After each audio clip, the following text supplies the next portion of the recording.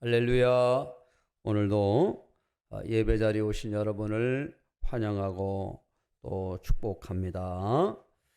오늘은 강한 자의 사명이라는 제목으로 하나님 말씀 나누겠습니다. 이제 로마서도 이제 점점 맞춰가지 않아요. 로마서는 1장부터 11장까지는 한 개인이 어떻게 구원을 받는지, 믿음으로 바로 서는지를 설명하고 있습니다. 또한 한 나라가, 한 민족이 어떻게 구원을 받고 믿음으로 바로 서는지를 설명하고 있어요. 이제 그리고 12장부터 지금 우리가 15장을 읽어가고 있는데, 이것은 그리스도인이 어떻게 생활해야 되는지, 생활편, 행동편, 실천편, 이렇게 말할 수가 있어요. 자, 그런데 오늘은 강한 자가 약한 자를 비난하고 또 업신여기고 그러지 말아라. 믿음이 강한 자라 그러면 약한 자를 보면서 또 그 약한 자를 도와주고 또 이 자기를 기쁘게 하는 삶이 아니라 상대를 기쁘게 하는 그러한 삶을 살아라, 그렇게 말하고 있습니다. 지난주에도 그렇게 말씀하고 있지 않아요?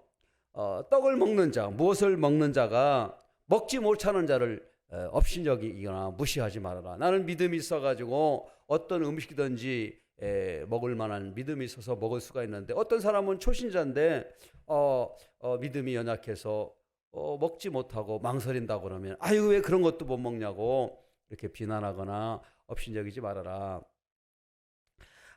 반대로 또 어떤 사람이 무엇을 먹고 있어요. 그런데 저기 교회 다니는 사람이 저런 걸 먹는다고 또 판단하고 비판하지 말아라.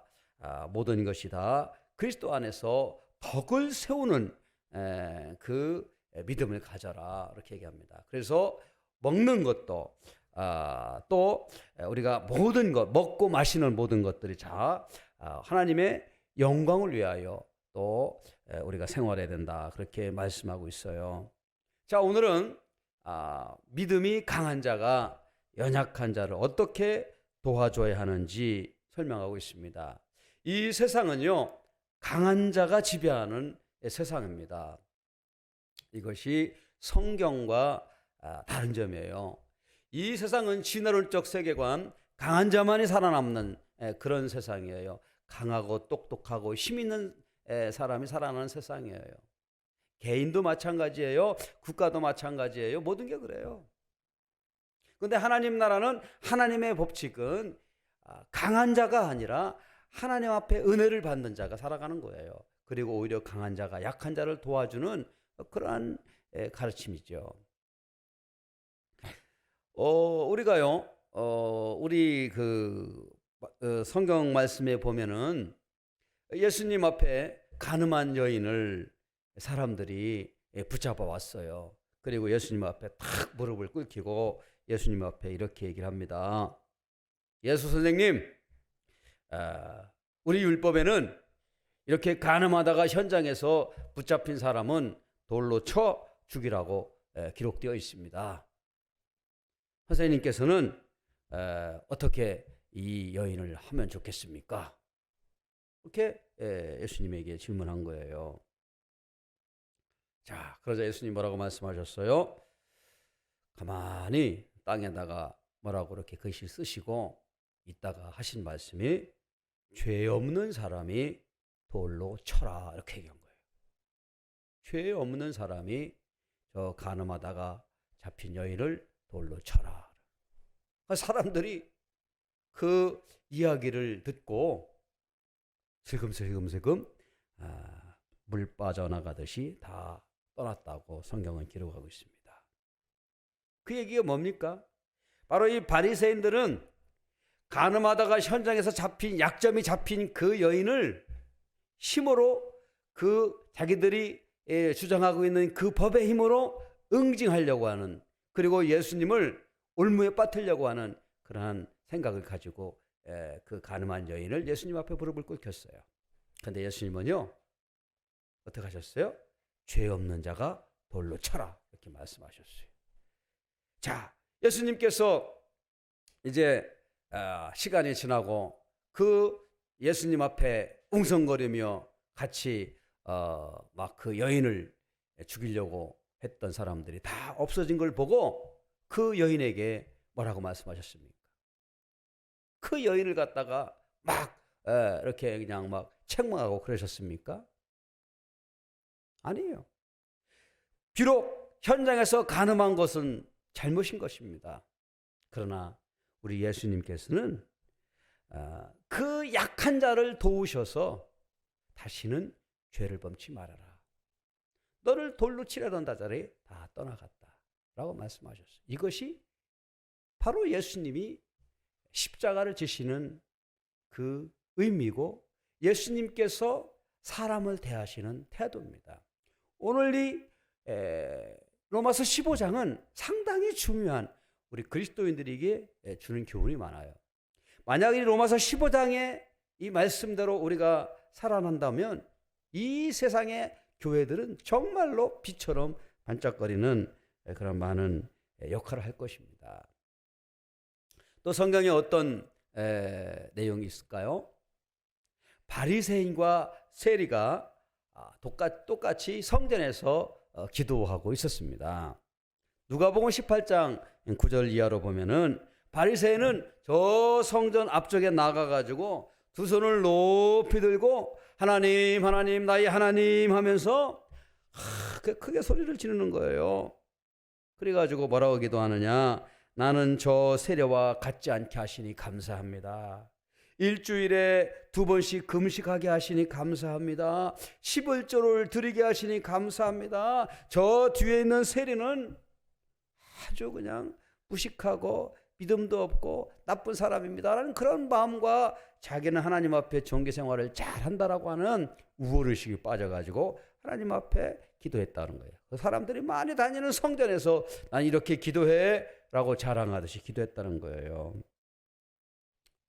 왜 이 바리새인이 그런 식의 기도를 했을까요? 그리고 왜 예수님은 그 말씀을 비유로 말씀하셨을까요? 그것은 바로 바리새인은 자신의 의를 근거로 세리와 자신을 차별화시키고자 하는 그 내면이 있었던 거예요. 자, 아까 간음한 여인을 데려가 와서 현장에서 예수님 앞에 고발했던 그 바리새인들과 또 성전에서 크게 큰 소리로 기도했던 이 바리새인의 공통점은 뭐냐면 자신의 강점을 이용하여 자신보다 약한 사람들을 죽이려 하고 또 비하려고 했다는 거예요. 결국 이 세상은 이와 같은 사람들이 주류를 이어갑니다. 그런데 오늘 이 로마서 15장은 어떻게 말합니까?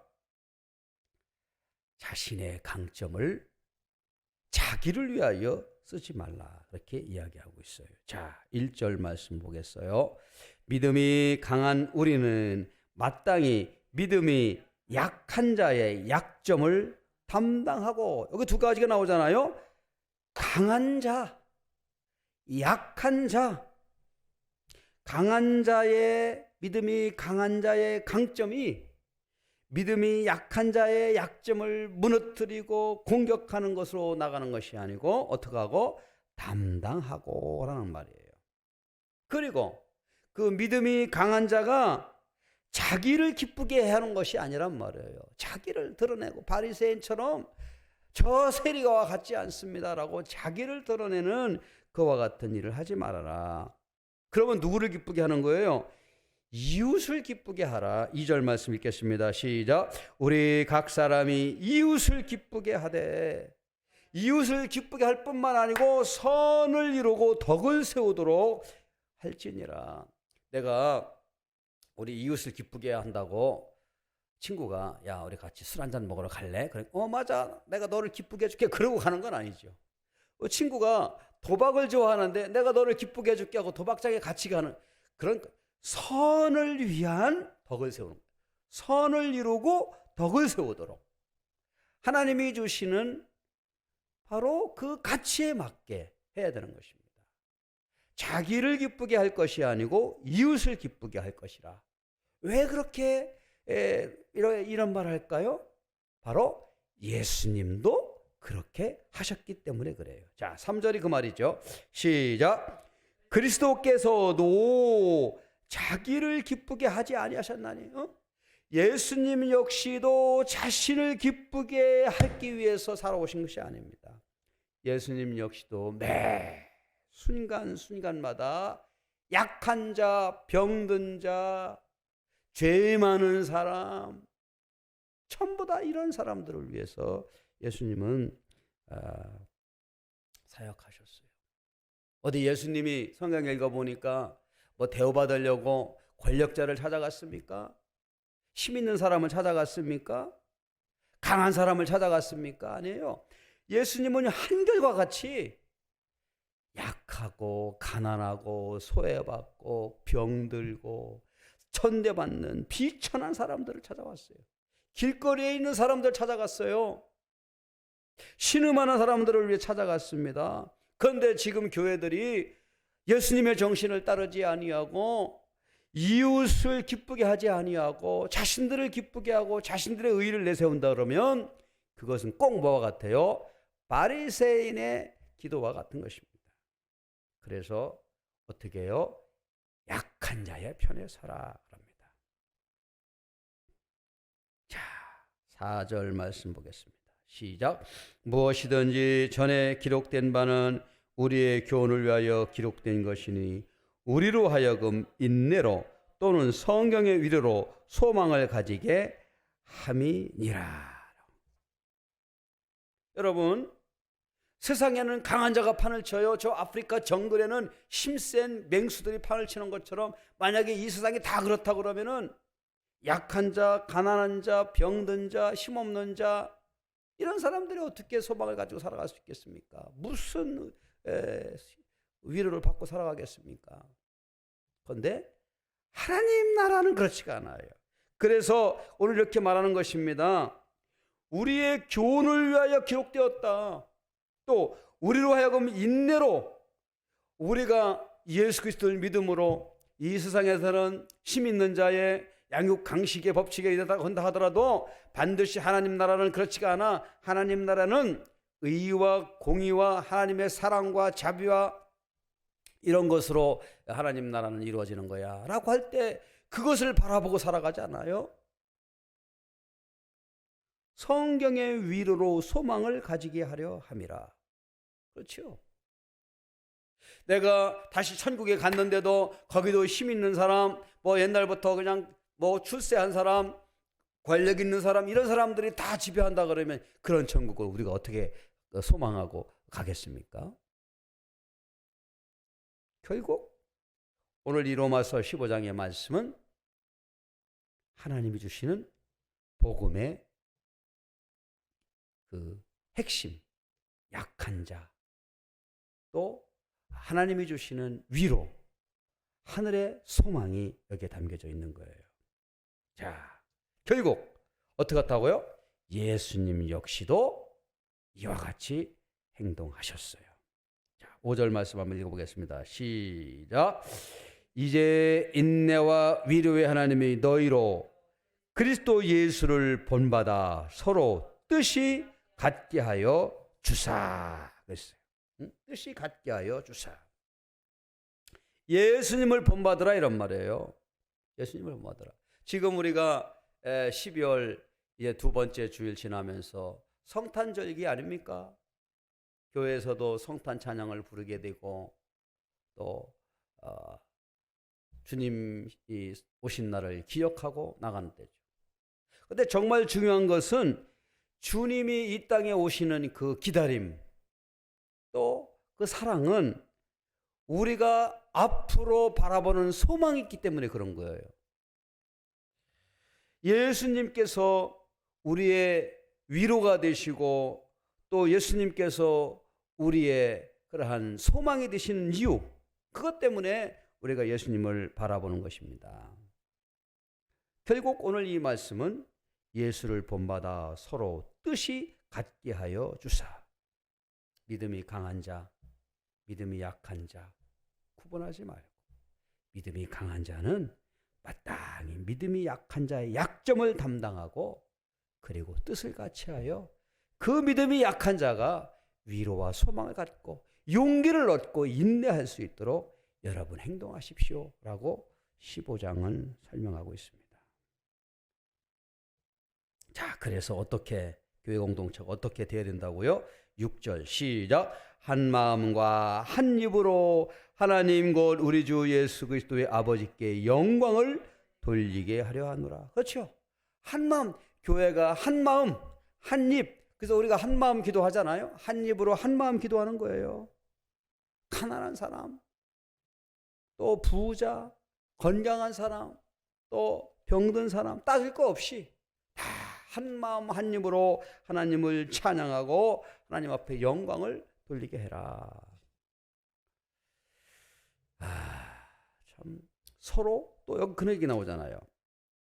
5절에도 예수를 본받아 서로 뜻이 같게 하여 주고, 또 7절에도 상당히 중요한 말이 나오는데 한번 읽어볼까요? 시작. 그러므로 그리스도께서 우리를 받아 하나님께 영광을 돌리심과 같이 너희도 서로 받으라. 우리 예수님 역시도 서로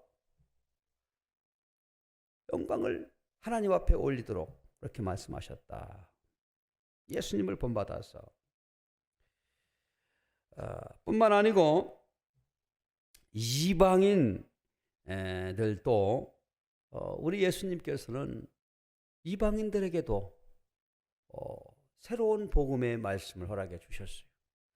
그동안에는 유대인들만 구원을 받고 유대인들만 택한 백성이다라고 하는 생각을 유대인들은 가지고 있었어요. 때문에 유대인들은 하나님 믿을 자격도 없고 또 그 사람들은 소망도 없는 사람들이야 라고 생각을 했어요. 그래서 유대인들은 이방인을 거부했습니다. 그런데 아니에요. 예수님께서 이 땅에 오신 것은 유대인만의 하나님이 아니에요.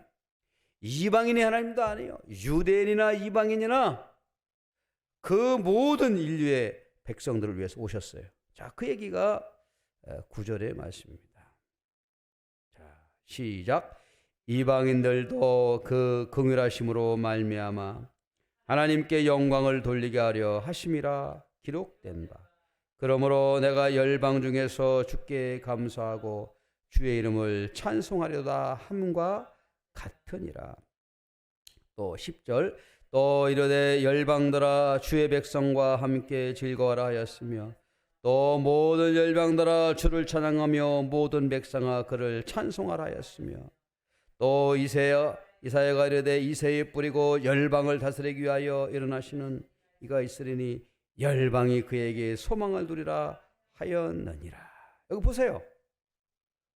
같이 계속 같은 반복되는 단어가 뭡니까? 열방. 그래서 어떻게 해요?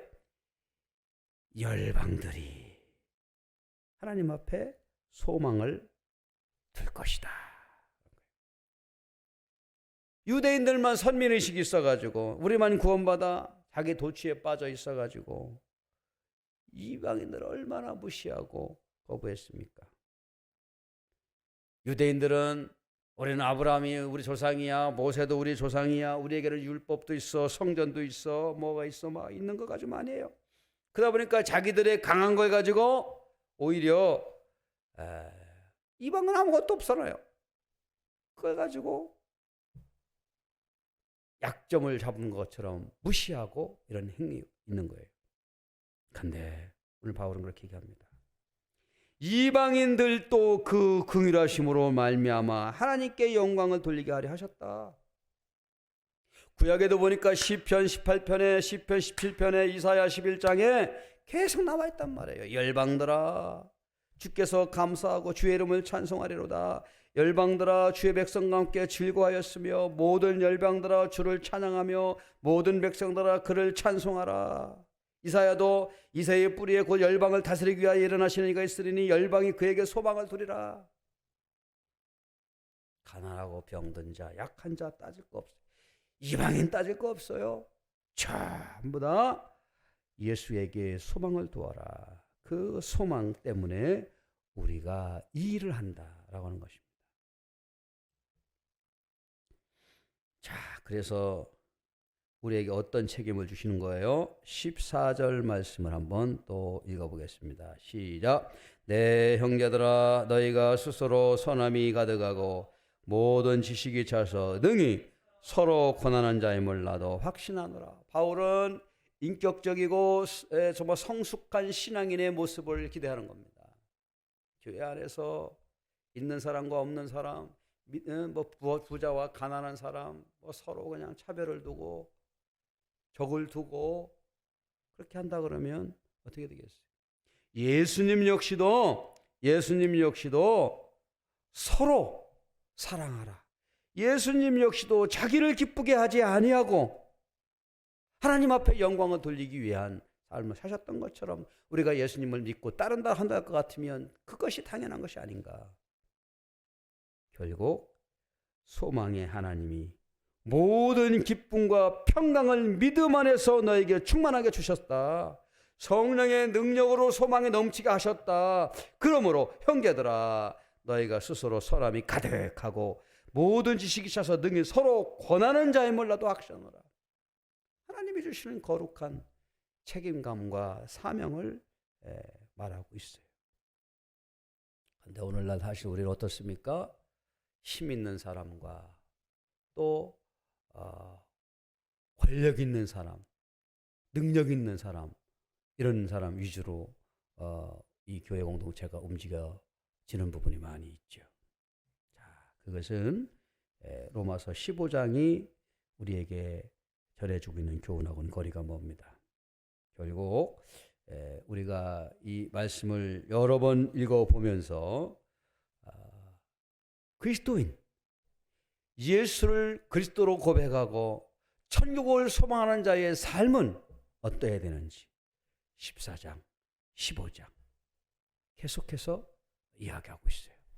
로마서 1장부터 11장까지 아무리 많이 이해하고 뭐 또 그 교리를 다 알고 암송한다 할지라도 14장, 15장 넘어가는 생활편이 되지 않는다 그러면 로마서의 그 성경의 교리와 이런 것들은 사실은 하나의 지식에 불과할 것입니다. 우리가 예수를 믿는 것이 지식 하나 더 얻기 위해서 믿는 게 아니잖아요. 하나님이 주시는 위로와 천국을 바라보는 소망이 있기 때문에 믿는 것입니다. 결국 바울이 오늘 말하고 있는 그 핵심의 가치, 서로 함께 권해가고 또 함께 기쁨과 평강을 누려가고 믿음 안에서 하나님이 주시는 성령 안에서 또 소망으로 가득 찬 여러분이 되기를 원합니다 라고 하는 그 내용이에요. 우리들도 예수님 오시는 이 성탄절기에 주님을 만나는 기쁨으로 또 우리 주변에 있는 이웃들과 형제들을 바라보면서 소망의 예수 그리스도를 전하는 저와 여러분 되기를 주의 이름으로 축원을 드립니다. 기도하겠습니다.